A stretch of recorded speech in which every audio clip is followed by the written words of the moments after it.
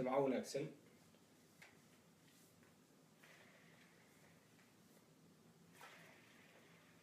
وآلسي وأوهي آلسي راسو قلي مركا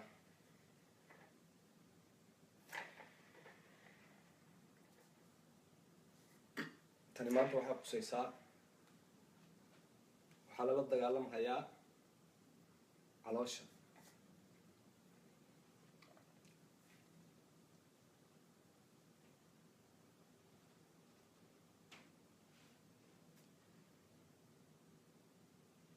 calooshu dhibaatooyin badan bay leedahay waxaa ka mid ah dhibaatooyinkay leedahay waxaa ka mid ah horta waxay kaa xiraysaa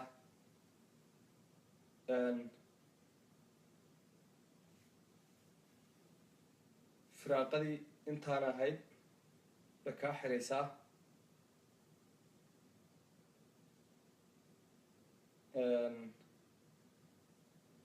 murqahana calooshu isma gaarhayaan oo markaadan calool lahayn murqaha markaa isu keenti way isxirxirhayaan way isgaargaarhayaan ama way islaagaraynhayaan marka jirkaagu wuu tagahayaa wuxuu noqonhayaa waxaas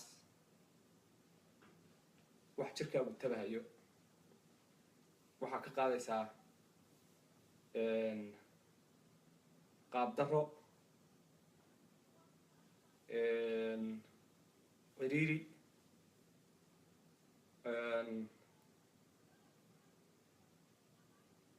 xanuun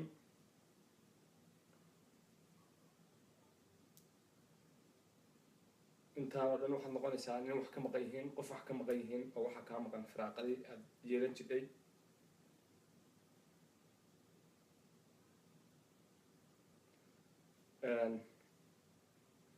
qaybtan way ku xanuunsanaysaa qaybtan caloosha iyo dhabarkuna waa isku xiran yihiin caloosha iyo dhabarku waa isku xiran yihiin meeshii la rabay hadduu gaari waayo oo caloosha ku soo celiso waxa weeyaan murqihii dambena ma shaqaynahayaan ee dhabarka oo murqihii howlgab bay noqonayaan murqaha hadday howlgab noqdaan dambe murquhu waxay caawiyaan ama u kalkaalaan lafaha dhabarka bay u kalkaalaan oo shaqadii uu dhabarku qaban lahaa ay laftu qaban lahayd baa muruqu hor qabtaa ama ka kaalmeeyaa muruqa dambe labada murqoodoo dambe oo dhabarka lafta gee socda kuwaasi hadday jilcaan ama hawl gabaan waxay noqonaysaa lafta dhabarka inay ku xanuunto ama lafta dhabarku dhaawac kaa gaaro ama aabada oryaanti oo laftaas haddii wax gaaraan waxaa ku dhex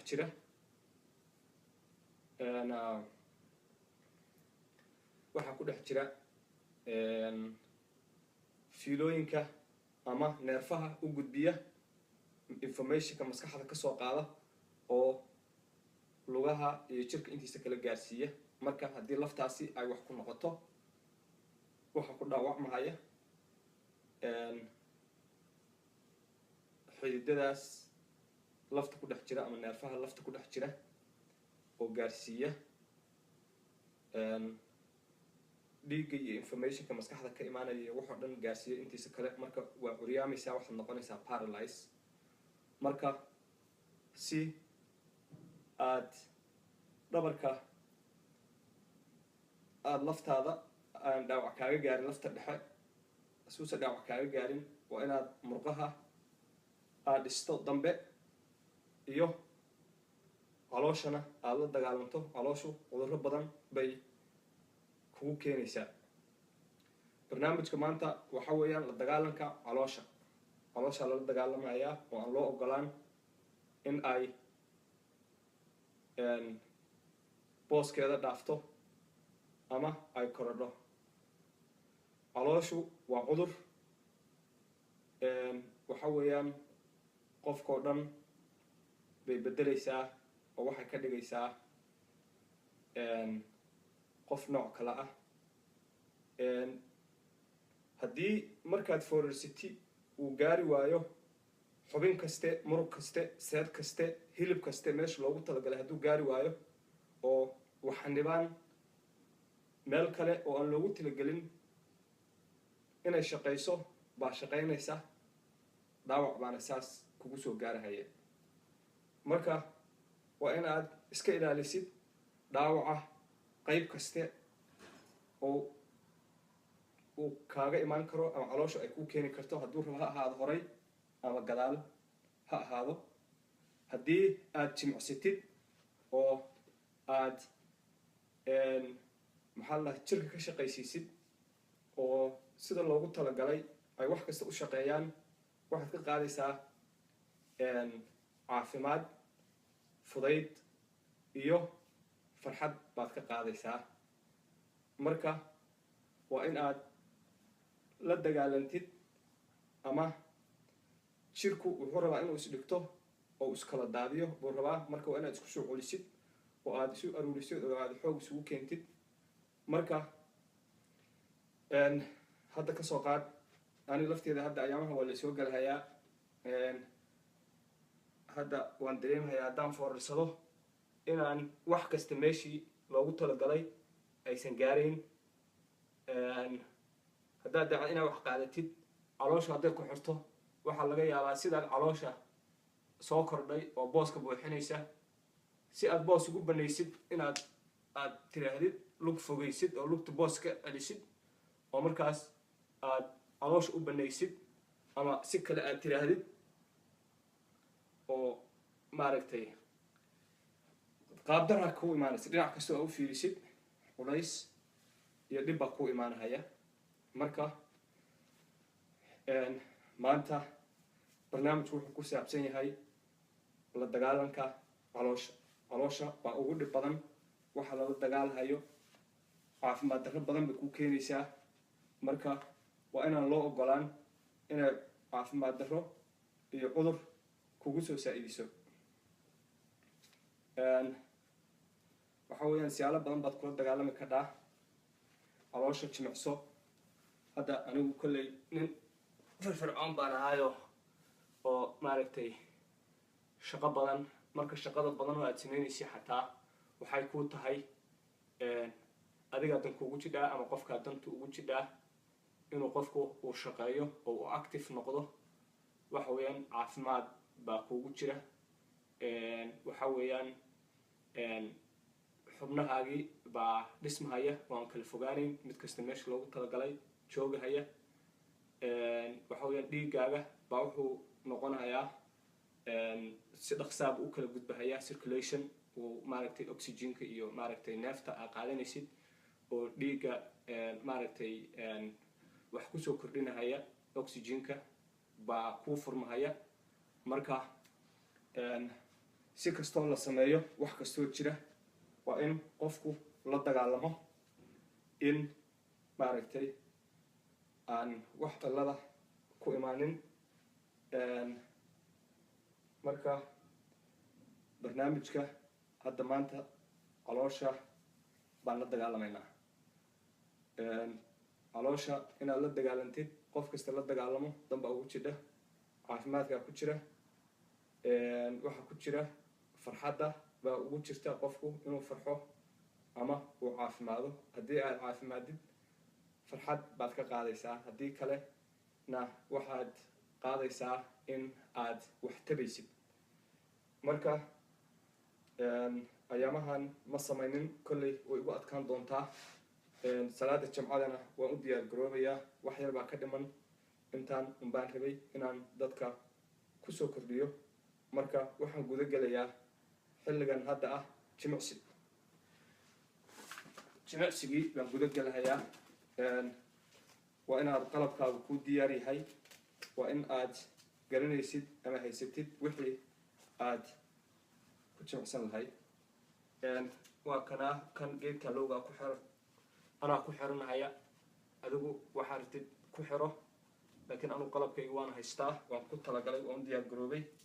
waa kan si aysan hadhow jilibku iyo murxin.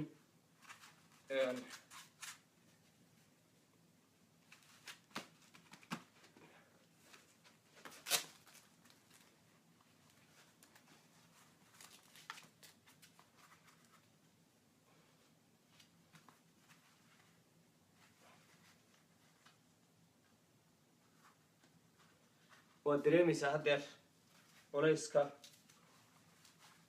dhabarkii waxa weeyaan calooshii ma adkaanin, dhabarkiina waxa dhan waa isla socdaan. kan hadday dhismato caloosha murqaha hore oo caloosha hadday dhismaan, kuwa dambana waa dhismahayaan, way isla socdaan, way isla shaqeeyaan, midba midka kale buu caawinhayaa oo la shaqeynahayaa, midba markiisa uu shaqeynahayaa. haddii kani dabco, kuwa dambana waxa weeyaan maysan helin fursad ay ku shaqeeyaan. marka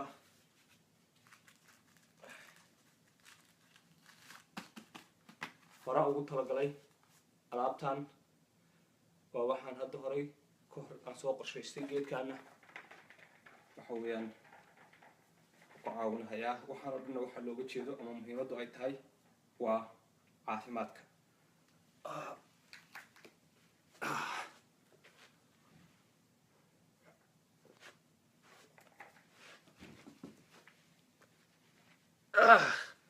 ceeb ma aha in aad ama looma baahnaba isla marka u horeyso oo aad bilaabatid in wax kasta kuu hagaagaan ama wax kasta say yihiin aad u qabatid ama kugu qabsoomaan. muhiimaddu waa inaad isku taxallujisid, isku daydid, aad bilowdid. haddii aad bilowdidna bilowga unbaa muhiima. inaad u samaysid sidii ay ku habboonayd khasab ma aha. waxa weeyaan waxay ka mid tahay dadaalku laftiisu. isku taxallujintu waxay ka mid tahay dadaalka. marka hawshan hawl fudud ma aha. marka u horeysa weliba mid fudud ma aha, waa mid culus. fudayd ahaan looma samaynahayo oo inay fudud tahay. fudayd hadday fudayd maaha ujeeddadu waa culays. inay culus tahay weeye baa loo samaynahayaa.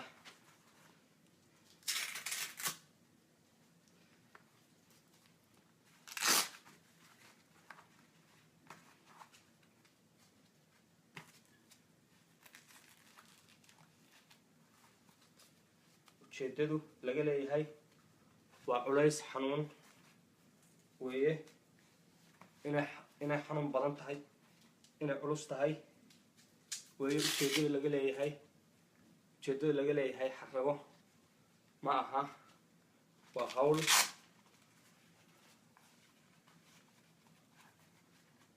loo baahan yahay in la qabto oo daruuri ah. marka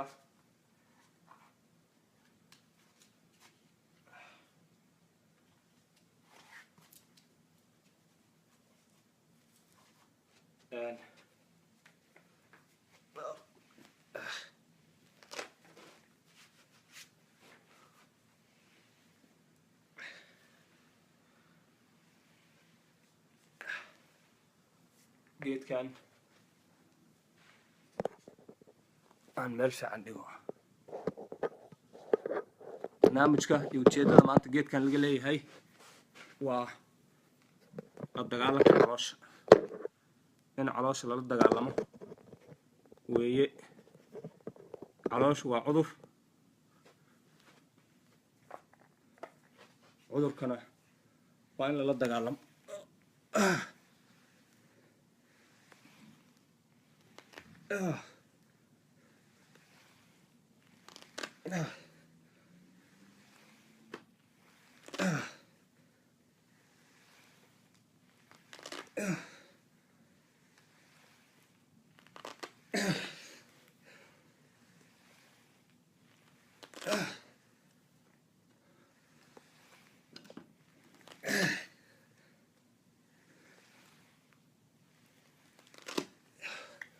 already 2 goor iyo 3 goor aan sameeyay already-na waxaa iska dareemayaa inay wax ugu soo kordheen ama wax fiican baa dareemayaa 2 goor iyo 3 baan sameeyay hadday sii badato oo ka sii wanaagsananaysaa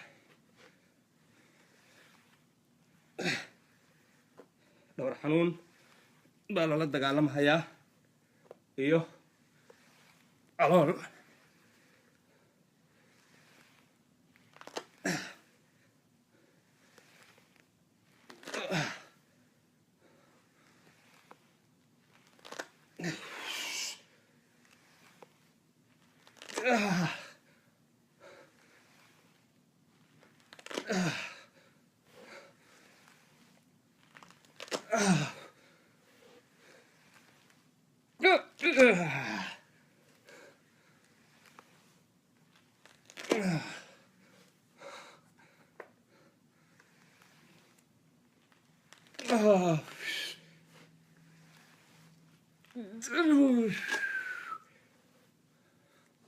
arrinta arrin fudud maaha waa ku culus tahay habraha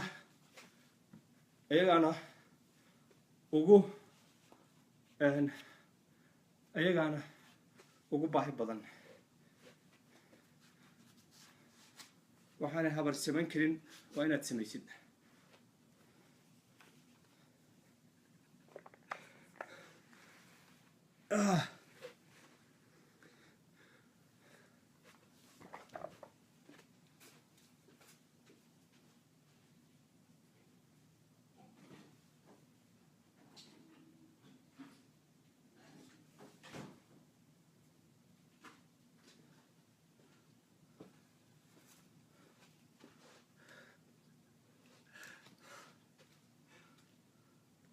intii yareed already waxay qabatay oon bay qabtay intii yareedaan sameeyey marka shaqadu waa bilaabatay wey macnaheeda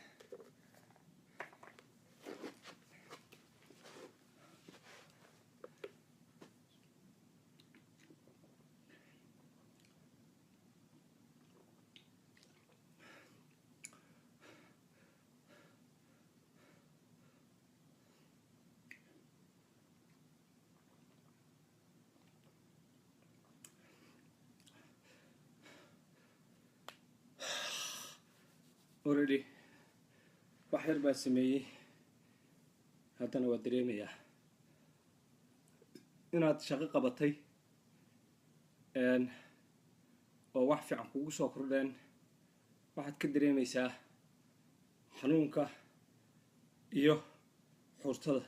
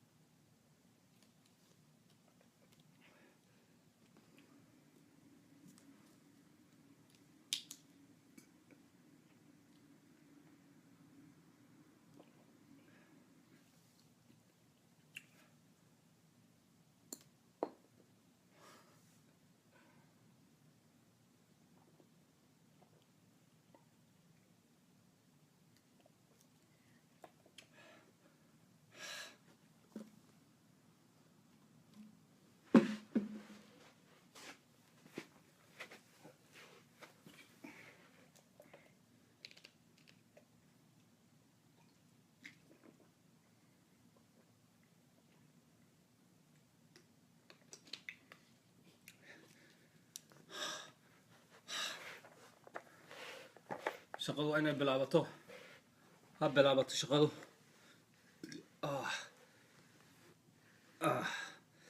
tani kuma jidho calooshaan lala dagaalamahayo ka mid ma aha ama ujeeddadu ma aha inaad ku tiraahday gabar six bag baan leeyahay iyo jiim baa aadaa ma aha in gabar loogu sheekeeyo ma aha muhiimadu leedahay haddaa arti waa ugu sheekeyn ka dhaa waa wax adiga dheeraad ku ah laakiin ujeedada laga leeyahay in caloosha iyo dhabarka laga shaqeeyo waa wax adiga faa'iido ku leh caafimaad ahaan iyo dareen ahaanba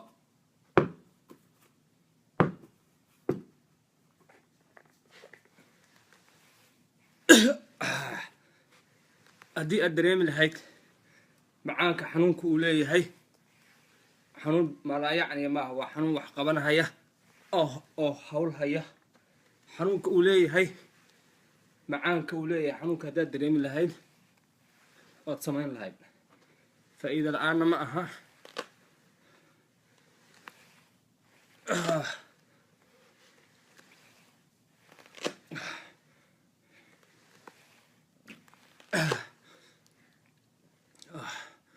waxaa ii dhiman gacmaha inaad jirkaaga difaacatid weeye uusa dhaawac ku soo gaarin gacmaha iyo lugaha already waan ka fakeray already maraan dhigtay laakiin waxaa ii harsanaa gacmaha waan ilaaway gacmihii hadda inay xanuunaan bay bilaabeen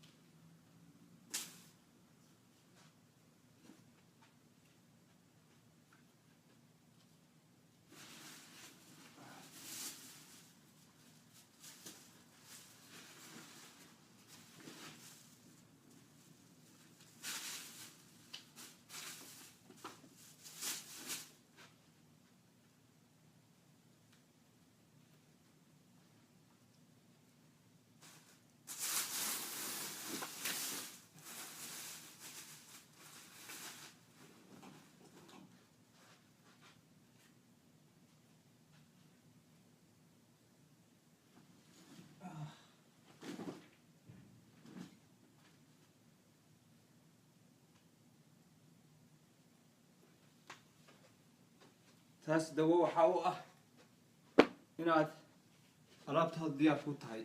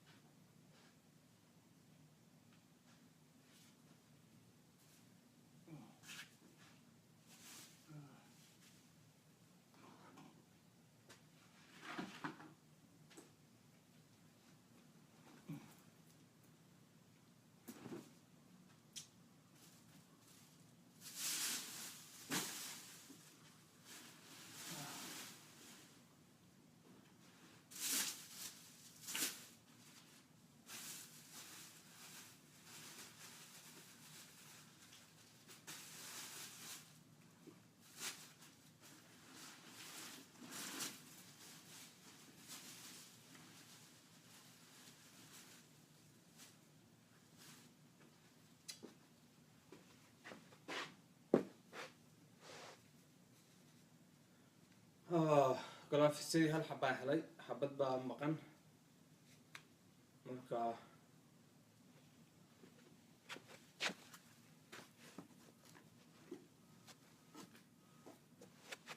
mid kale waan qaadanhayaa. marka laba galaafis baa isu keenahayaa oo aan islahayn.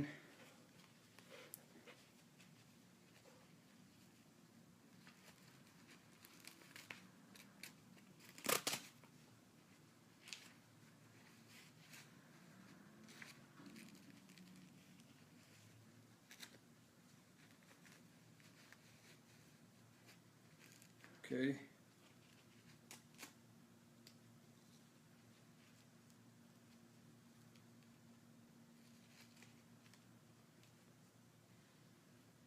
laba galaafis islahayn baa isu keenahayaa. marka waxaan rajeynahayaa inay hawsha qabtaan baan rajeynahayaa. ya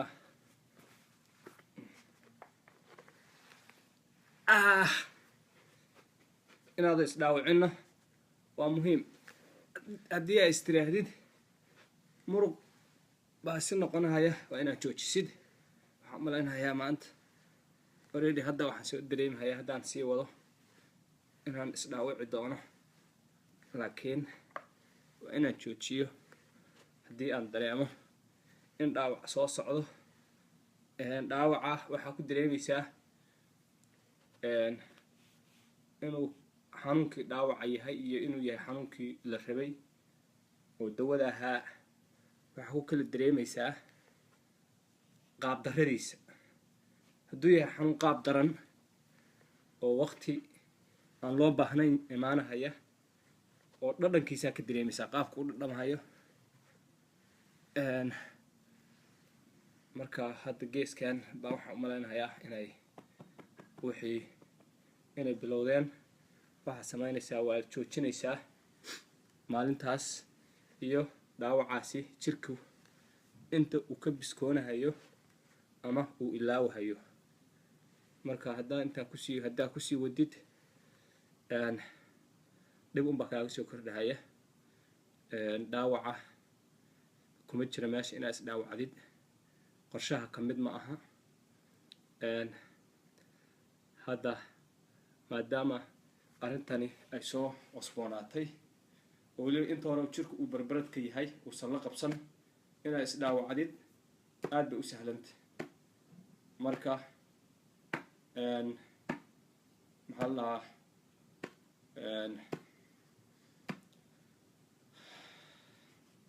maalmaha u horeysa iyo mararka u horeeya oo dhan waa inaad ka taxadartid oo aadan isku dhibin.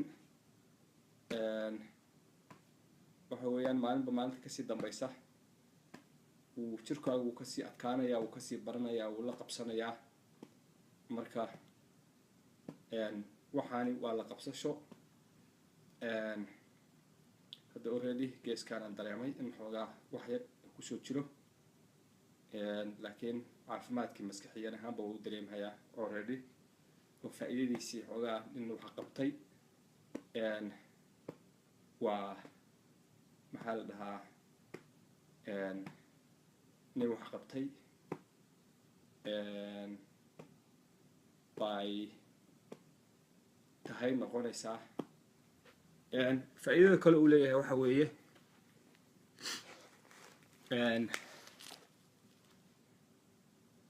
dadku xataa haddii intay ay isku buuqaan oo wax la soo darso, dhib hadduu la soo darso qofka, waxyaalaha waxaa kamida uu ku caafimaadahayo in alxamdulilah. waxaan malaynayaa kolley dee dhib kuma yaro wadankii.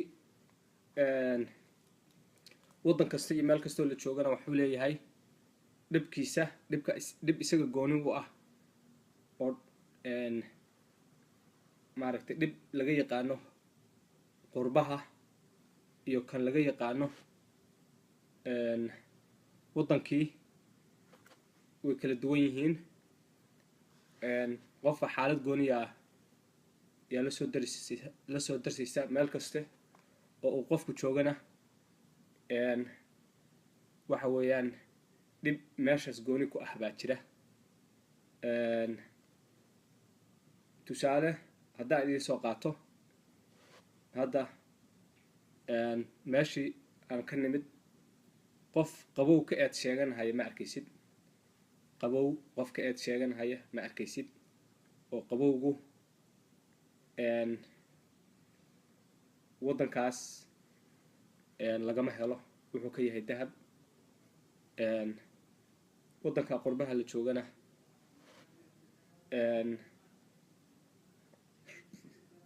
kulayl lagama eed sheegto.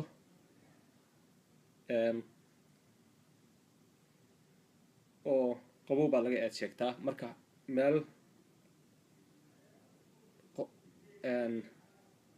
qabow baa laga eed sheeganhayaa. waa meeshaan qurbaha iyo maaragtay waddamadan kale ee aan Afrika ahayn. meelna waxaa laga eed sheegtaa qabow oo ah qurbaha. meel qurbaha ah waxaa laga eed sheegtaa qabow. Afrika waxaa laga eed sheegtaa kulayl. waxaa laga eed sheegtaa qurbaha roob oo lama helo kulaylaha ku yar. marka macnaha uga jeedaa wuxuu yahay meel kaste oo qofku joogo wuxuu leeyahay cillad u gooniya leedahay meel kaste. qofka jooga ama dadka u dhashay Yurub iyo dadka Afrika u dhashay isku cillad ma yeelan karaan. laba cilladood oo kala duwan weeye.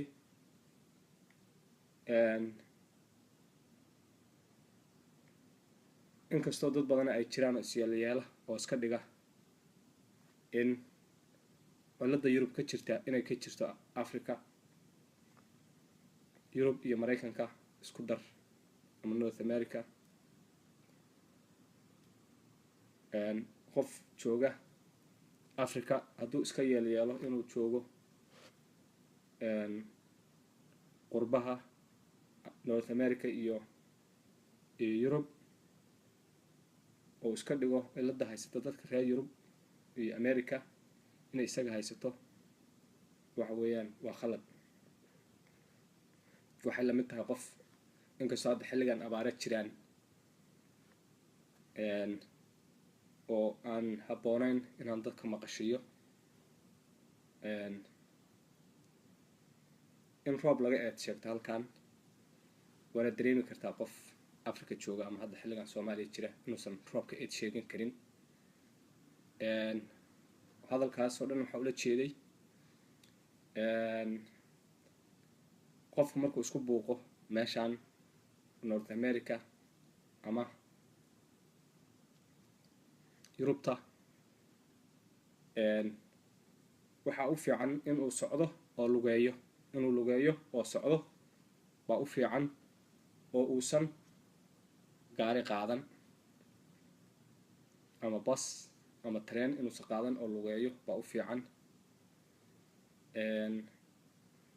taasina waxay keenaysaa qofka in markuu socdo uu niyadiisa uu dareemo inuu wax muhiima qabto fiican. maskaxdiisuna ay soo sii deynayso dhacaan aysan soo sii deyn lahayn hadduusa hawshaa qaban lahayn. markaad wax qabatid oo aad active tahay maskaxdaadu waxay soo sii deynaysaa dhacaan bay soo sii deynaysaa. dhacaankaas oo loogu talagalay inuu ku farxad geliyo ama dhacaanka ku farxad gelinaya loogu talagalay.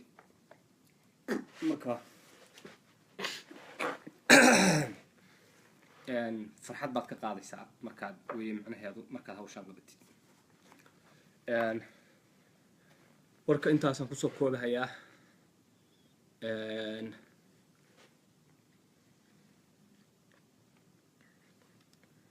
dadku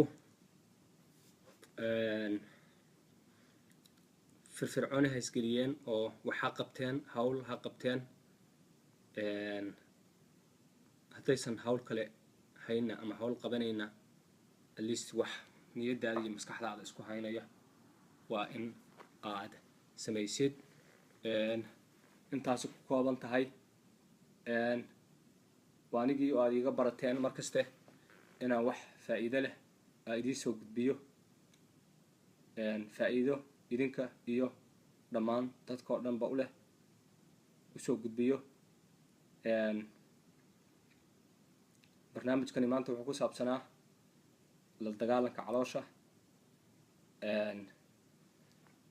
intaas ayaan kaga tagayaa.